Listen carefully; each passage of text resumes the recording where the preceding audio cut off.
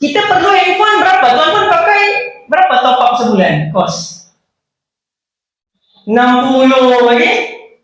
30 kan 100. Kita pakai dendam je. Tapi untuk dapat layak berhutang, kita kena subscribe yang mahal sikit. Yang 200 setengah, yang 100 setengah. Akhirnya otak dia cakap, aku perlukan 100 setengah ni. Sebab dekat rumah tu kadang-kadang kalau ribut, lain dah okey dah. Betul ke tidak? Otak kita ni akan kreatif bagi alasan. Yang penting kita boleh dapat apa yang kita mahu. Akhirnya kita pun subscribe lah. Rasa best. Setiap padahal kita sedekah duit tu 3,000 bagi ekstra. 3,000 tu kalau simpan duit emas tuan-tuan 10 gram. Yang mana simpan 5 tahun nilai dia naik jauh lebih tinggi lagi. Nampak?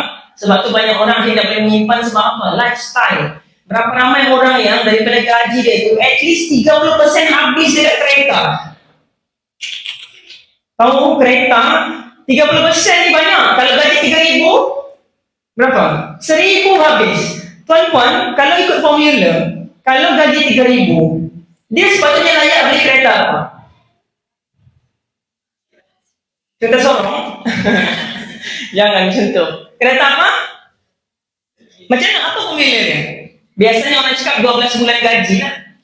So, 3,000 darab 12, 36,000. Apa kereta 36,000? Dia dengar macam Azia. Apa keren Azia. Naik sikit lah. Akhirnya tu yang 30%.